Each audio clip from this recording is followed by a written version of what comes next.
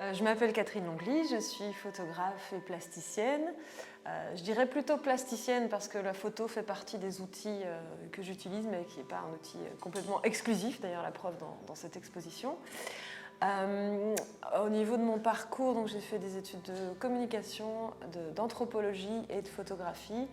Et je dirais que les trois se mêlent un petit peu dans ma pratique, puisqu'il y a quand même vraiment cette composante, cet intérêt pour les questions anthropologiques qui transparaît dans les différents projets menés.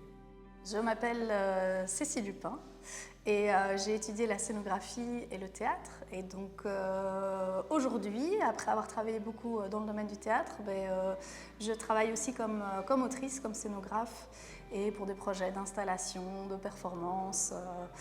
L'œuvre qu'on présente dans le cadre de cette exposition, c'est une tapisserie réalisée à partir de 666 tickets à gratter qu'on a patiemment collectionnés.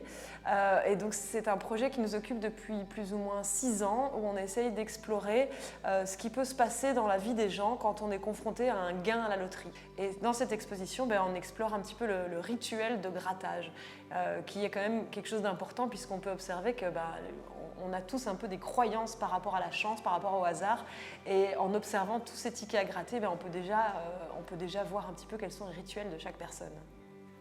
Et le projet Just My Luck, il a commencé aussi un peu sous forme de rituel, parce que Catherine et moi, on adore s'envoyer plusieurs fois par jour des articles de journaux qu'on voit passer avec des histoires extraordinaires. Et donc on est toutes les deux assez friandes de ces faits divers et tout ça. Et à chaque fois avec la question de mais qu'est-ce qui se cache derrière ces titres de presse. Et donc là, on s'est rendu compte, parce que Catherine a un petit côté archiviste, elle garde tous ces articles qu'on s'envoie, et on s'est rendu compte que la farde avec les titres de presse liés à la loterie, au jeu de loterie, grossissait plus vite que les autres.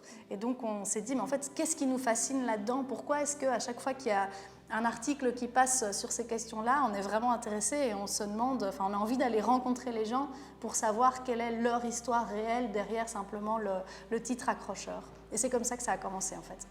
On a collectionné pendant 3 ans des tickets à gratter, pour la plupart gagnants, puisque c'est des libraires qui nous ont permis de faire grossir notre collection. Et puis, à force d'assembler ces tickets, on s'est rendu compte qu'on reconnaissait non pas des profils de joueurs, mais carrément les joueurs, parce que certains font des petites annotations. Alors, on voit que telle personne qui écrit toujours au bic bleu derrière son ticket joue toujours avec tel ticket à gratter, etc.